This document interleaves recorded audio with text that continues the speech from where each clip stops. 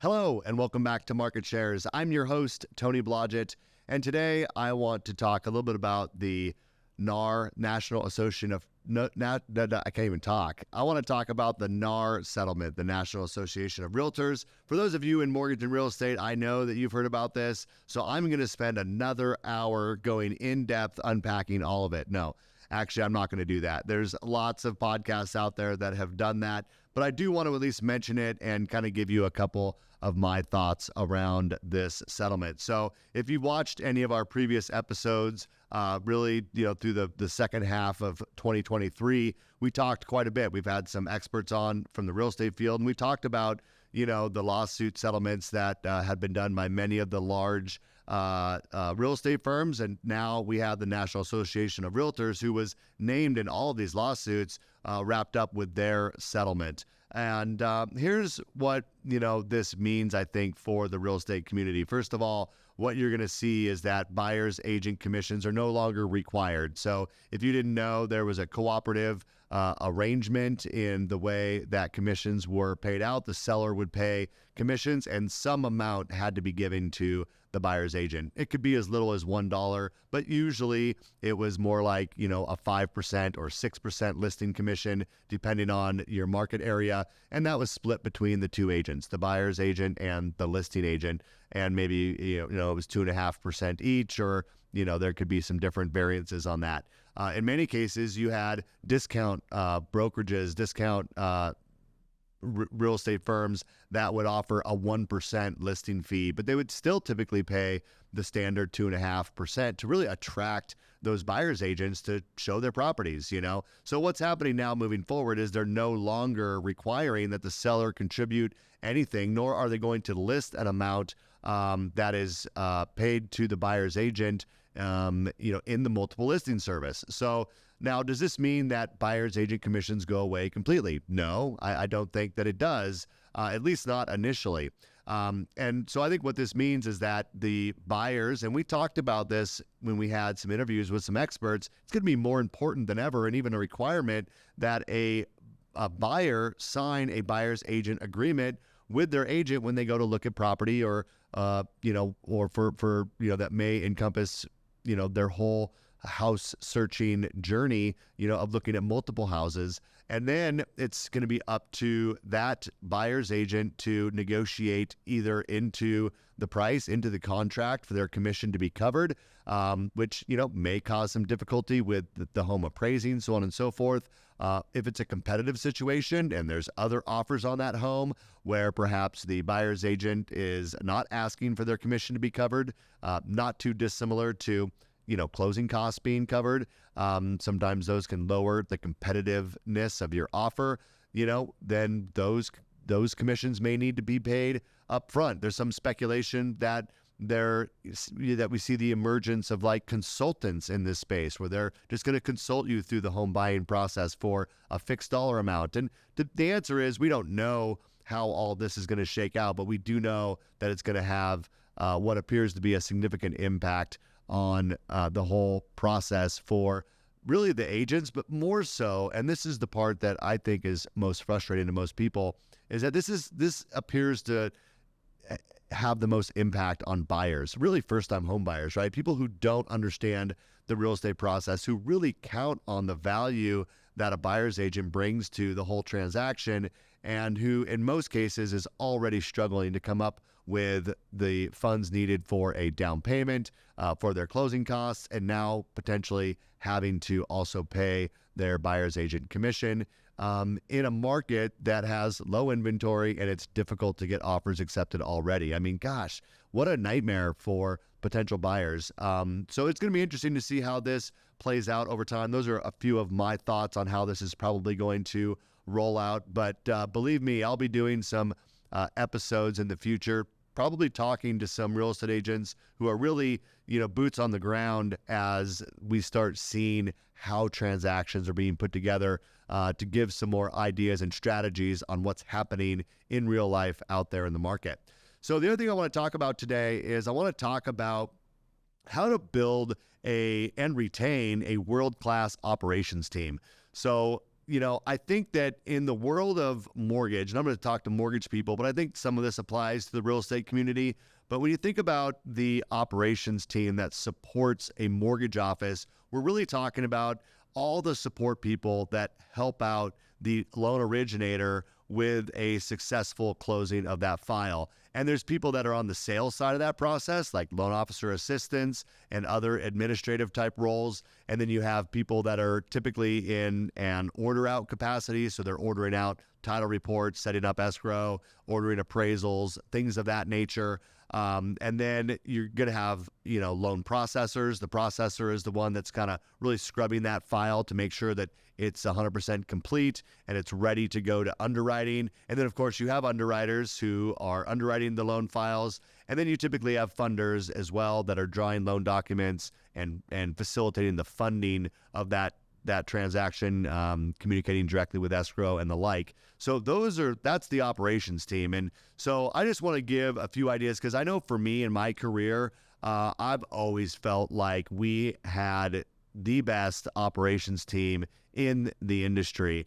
And that was really by design. I can't take a lot of credit for the hard work and dedication that they put into their work every single day. But I will give you some of the tips on how we built a great operations team and how we've kept so many of them as part of our family for as long as we have. And I think there's some key takeaways here for people. Now, I think the first thing to recognize is that the operations team is the backbone of your organization. You got to be careful as a sales organization. We give so much emphasis to our top producers and our originators. And yeah, they're super important. I mean, without the business that they bring in, operations people wouldn't even have a job to do. But you got to be careful with that mindset because what it tends to do is really empower your leadership team and really make the operations people just feel like garbage, quite frankly, if you're not careful. So I think from a leadership perspective, it's really acknowledging that your operations team is the heartbeat of what it is that you do day in and day out. You're not going to retain any top producing salespeople if you don't have great operations support for them. Because we can talk about all the cool things that we do, all the shiny objects, the technology, the products, the programs, the interest rates that we offer, and none of that matters whatsoever if we can't close a loan on time. And closing of that loan on time with good communication is what the operations team really does. So it starts with a leadership mindset that operations is the backbone of our organization, and you need to speak that into your teams often and give as much recognition to your operations team as you do to your sales team because they're equally important. They're dependent on one another, yes, but also equally important to the organization's success and the happiness of your clients. So really, speak them up and make sure everyone knows how important your leadership team is. Now, the other place where I think people get it wrong when hiring operations people, and this is classic in the mortgage industry, is, we are typically as an industry understaffed because it's expensive to employ operations people if you don't have enough transactions for them to be working on. So we tend to run lean. I've always tried to run a little bit on the overstaffed type of a model. It's more expensive, but it gives you bandwidth for growth. And, I've always been kind of a growth-minded leader. And so it's always been important to me to have that additional bandwidth. But traditionally, as an industry, we run anemic when it comes to operations support. So what happens is all of a sudden rates drop, the market changes, people start getting really busy, service levels start dropping, and things start getting backlogged. And so what do? We rush out to quickly hire some operations people to bring them back on and shore things up. And it's really that hastiness, I think, that causes people to make very bad hiring decisions. So the first thing that I would point out is really hold out for talent. We have a rule here on my team that we only hire 8s, 9s, and 10s. And, that's exactly what it sounds like. On a scale of 1 to 10, is this person an 8, a 9, or a 10? Because if they're a 7 or a 6, they just don't have a place in our world. We just don't hire operations people, processors, underwriters that aren't an 8, 9, or 10. We also have a pretty strict rule on not hiring anybody with less than 5 years experience. So sorry to those less experienced people, especially in the processor role. We really look for tenured, professionals that have been doing this job and can step in and actually bring lift right away. So 8, 9, and 10, just, stick to that rule. You're going to be safe. Don't be so quick to hire just to fill a spot that you don't hire the right person. Couple other things about the hiring process is I love doing at least 3 interviews with a potential candidate. I know it sounds excessive, but you're never going to learn everything you need to know from a resume. It's super easy to make a resume look great. So I think 3 interviews is critical. I think one of them needs to be early in the morning. I love interviewing people at the time that you expect them to show up for work in the morning, because they should easily be able to show up for that interview, and you'll have a really good idea of how they are at the time that you expect them to be showing up every day. Are they on time? Are they prepared? Are they mentally ready for, the type of interview? Just like we would expect them to be at their desk, ready to do their job at that time of day. I would also do an interview, if you can, in the later part of the day. See how people's stamina is throughout the day, what their mindset is in the afternoon. Is there anything else that would give you concern about their ability to stay engaged for the full workday? And then I would also have a third interview where you're bringing in some of the other people on your team as part of that interview and getting other people's perspective on things that you may not have seen. One of the things that happens in the interview process is sometimes we build a really good, rapport with the person, and we like them as a person. And sometimes that will tend to have us overlooking some of the other flaws or concerns or gaps that they may have in their knowledge base that we may miss. So getting other people's perspective, I think, is super important in the hiring process. The other thing that's worked really well for me is to have compensation plans that are heavily tied to production. Now, this is a tricky thing to do sometimes in the mortgage business, but I have not found a better way to align my sales and my operations teams than making sure that my operations teams are heavily incented on the closing of a transaction. Not so much that they feel like a commission employee, but heavy on the bonuses, heavy on the per file, part of their compensation. And that seems to make a big difference because everyone cares just as much about that loan getting across the finish line as the loan officer does. So that's a big piece of that is production-based compensation plans are hugely important and underestimated, in my opinion, as far as what they can do to align people together in the process. The other thing that I would say is you got to be careful. I think from a leadership perspective, but even your loan officers need to be careful with recognizing that our operations people are in the office, or maybe they work remote, which mine do, which is fine, but they're working, a full 8-hour day. And one of the luxuries of being a loan officer is we tend to have flexibility in our work schedule. And you got to be really careful about not kind of flaunting that to your operations team. And I think loan officers forget that someone's there working on their loan files from the time that the bell rings until, the time that it's time to end for the day. And, we might have more flexibility. We might go golfing. We might go out and do something different, that seems fun, and we can get some personal stuff done during the day. I would just caution you from a morale perspective to really keep those things, private. Everyone knows that loan officers do that stuff, but certainly don't throw it in their face. You know what I mean? And just be careful about that, because that can really drive a wedge, I feel like, between your sales and your operations team if there's a kind of a culture of doing that for the most part.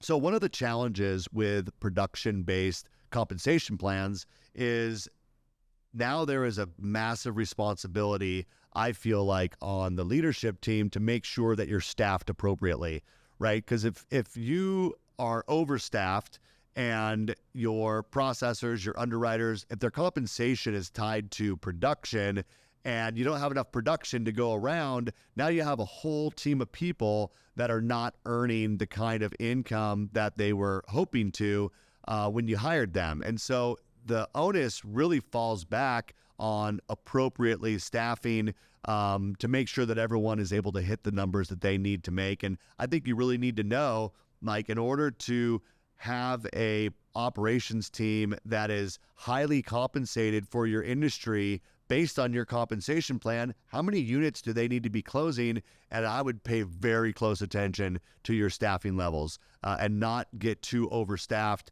and making sure that you have people that have the capability to handle an influx of business so that you don't feel like service levels are going to drop and you need to overstaff. A lot of that comes with just knowing your people, hiring the right people, and how you do your training and support.